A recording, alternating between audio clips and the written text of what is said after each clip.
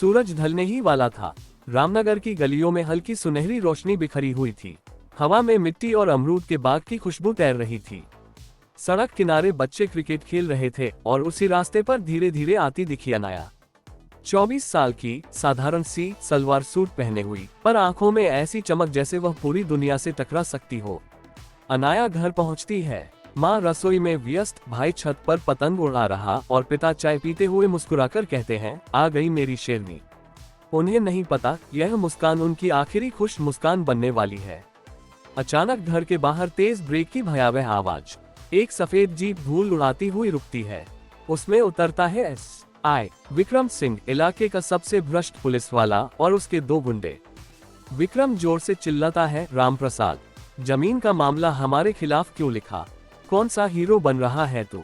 अनाया के पिता शांति से जवाब देते हैं, कानून में लिखा गया सच बदला नहीं जा सकता विक्रम। और बस इतना कहना ही काफी था।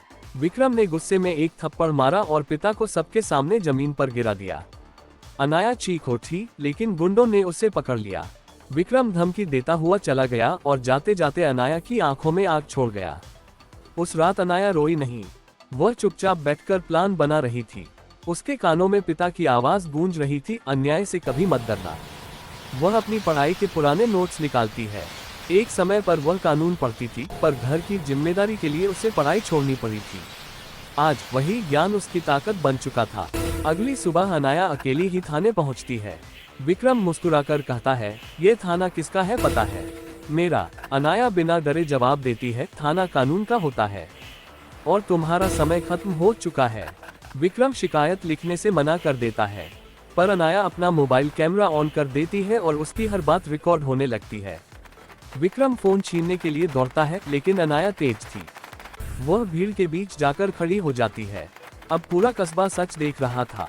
इसके बाद अनाया सीधे एसडीएम ऑफिस पहुंचती है, जहां वह कभी इंटर्न रह चुकी थी। एसडीएम वीडियो देखते हैं और तुरंत बोलते हैं, अनाया, तुम्हारी हिम्मत ही इस लड़ाई की असली शुरुआत है। हम इसे खत्म करेंगे। उनके आदेश पर एक विशेष जांच टीम बनाई जाती है, लेकिन विक्रम ये सुनकर और भी खतरनाक हो चुका था।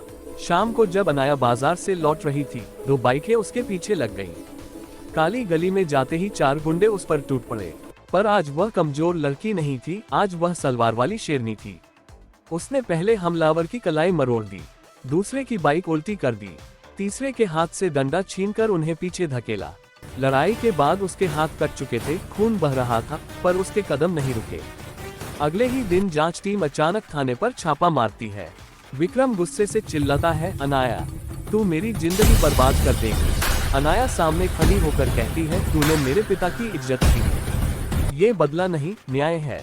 थाने की अलमारी से 37 फाइलें मिलती हैं, घोटालों की, रिश्वत की और जमीन कब्जे की। इतने सबूतों के बाद विक्रम सिंह के हाथों में हथकड़ी डाल दी जाती है। गांव तालियों से गूंज उठता है। विक्रम आखिरी बार घूरकर कहता है, एक औरत होकर हमसे लड़ पाए तू। अनाया आगे बढ़ती है और धीरे से कहती है, यही तो गलती करते हो तुम लोग, औरत को कम समझकर। गांव के चौक में लोग उसे सलाम कर रहे थे। पिता की आंखों में गर्व के आंसू थे। अनाया उनके पास जाकर धीरे से बोली, बाबूजी, आपकी शेरनी वापस आ गई। बाबूजी, आपकी शेरनी वापस आ गई।